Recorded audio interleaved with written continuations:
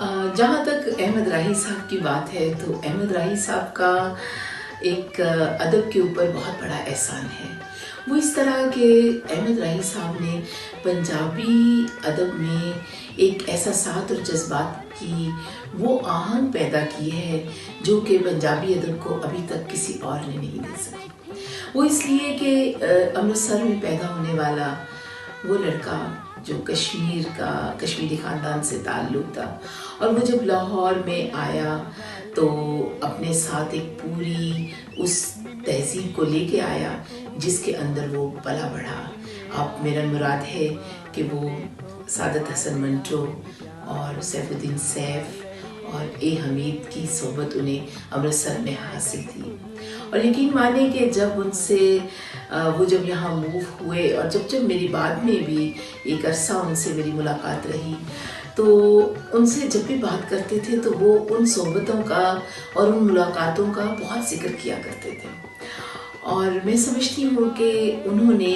अपने माजी को और अपने उन लोगों के एहसान को हमेशा अपने साथ रखा, और उस तालीमी और उस इंतज़ामी और उस फ़नी और उस तमाम अदबी हवालों को वो समझते थे कि ये मेरी ज़िंदगी का हिस्सा है। तभी तो जब उनकी पहली फ़िल्म, जब उनकी सादत हसन मंटो की कहानी के ऊपर बनी जिसका नाम बेली था, और ये पंजाबी की वो फिल्म थी जिसको के बनाने में बहुत एक मुश्किल दुश्वार भी हुई जहाँ तक मुझे पता है। तो लेकिन उन्होंने इस काम को बड़े एहसन तरीके से किया। तो मैं समझती हूँ कि पंजाबी अदब में एक ऐसा नाम, पंजाबी अदब और पंजाबी लहजे, और बल्कि उनके हवाले तो बेशुमार हैं, लेकिन एक हवाला उनका जो सबसे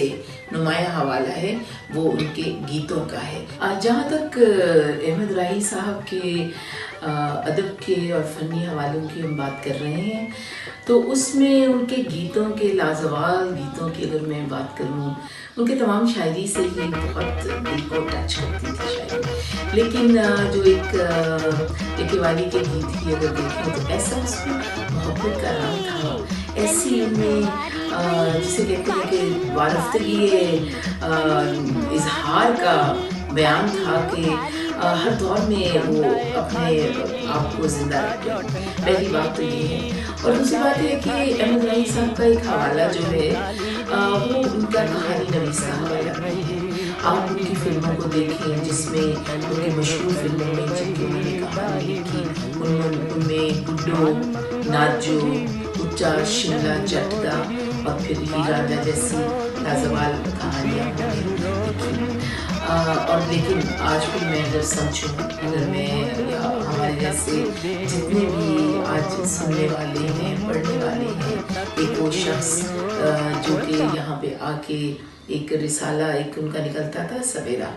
तो उसके मदीद आला भी रहे एक अरसा तक। और यकीन माने कि उन्होंने अपने अदब की खिदमत जहाँ पर दी, वहाँ पे पंजाबी फिल्मों के गीत जो कि उन्होंने लिखे, और उसमें एक मशहूर, मैं ये बात इसलिए करना चाहती हूँ कि उनकी एक फिल्म थी यक्के वाली, उसका जिक्र बहुत ज़रूरी करना चाहती हूँ, क्योंकि यक्के वाली के अंदर जो उन्होंने इजहार, मोहब्बत के इजहार को जिस तरह उन्होंने बयान किया अपने गीतों में, वो एक बहुत लाजवाब हैसियत आज भी रखते हैं। तो अहमद राही के बहुत से पहचान के हवाले हैं। अहमद राही के पंजाबी का जो उनका हवाला है, उन्होंने उर्दू शायरी भी की, लेकिन उनका हवाला एक बहुत नुमाया है। बल्कि मुझे उनके एक छोटा सा उनका गीत है और एक उनका छोटा सा कलाम है जिसको मैं अगर पेश करूँ। ना कोई सेरिया वाला आया, ना कोई सेरिया वाला आया, ना ते ना वीरा डोली टोरी, ना कोई सेरिया वाला आया ते ना वीरा डोली टोरी, जिस दे हथ मेरी बाँ आई, जिस दे हथ मेरी बाँ आई,